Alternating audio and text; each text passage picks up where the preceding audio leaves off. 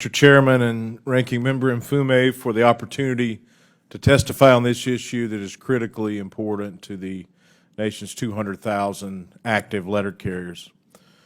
The safety, health, and well-being of the public servants that I am privileged to represent are, of course, a top priority for me. They should be a top priority for all of us. If we want to protect America's mail, we have to first protect the people who deliver it. Congress has an opportunity to do that by passing the bipartisan Protect Our Letter Carriers Act, which is a comprehensive solution that would deter crime against postal employees, hold those who commit them accountable, and keep letter carriers and America's mail safer. When I started as a letter carrier in Hattiesburg, Mississippi 21 years ago, violent crime was rare. Unfortunately, that's no longer the reality, as we've heard earlier in this hearing. Since 2022, 5 letter carriers have been murdered while doing their jobs. Thousands of other postal employees have been violently attacked.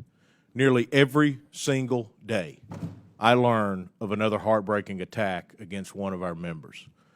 And we refuse to accept that this is a new normal.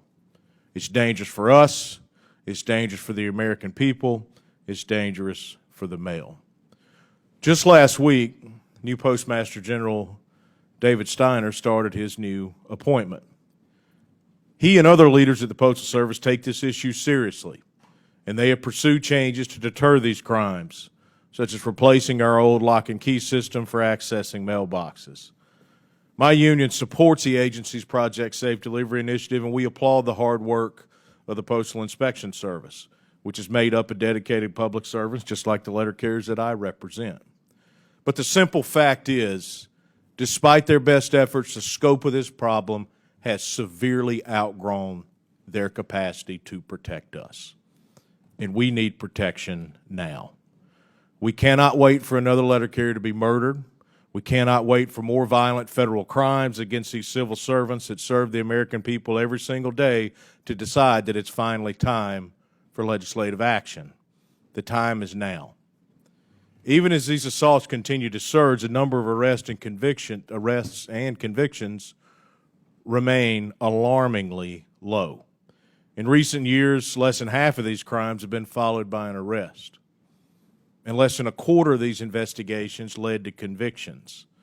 So the majority of those who violently rob and assault the public servants in uniform are getting away with it with no consequences. Regardless of the administration in the White House, at any point in time, the Department of Justice must prosecute these violent federal crimes. Unlike many topics in this town, this is not a partisan or political issue. This is not a finger-pointing exercise. It is not a blame game. It's a problem that everyone should recognize and be 100% behind addressing. No one wants violent crime in their neighborhood, especially crimes that target public servants and jeopardize the security of people's mail and packages. You know, everyone in this building that's privileged to serve after being elected as a member of Congress is a public servant. All of the witnesses here on this panel today are public servants, as are many others in this room. And a primary duty of any employer, but especially the government of the United States of America, should be to ensure the safety of its employees. And the top priority for any on-the-job safety should be to prevent and protect workers from the threat of violent crime. Americans depend on us. They trust us. We proudly serve them every day by delivering mail and packages, as well as being important parts of our communities in a number of other ways. And letter carriers want nothing more than to serve our people. But we must be protected.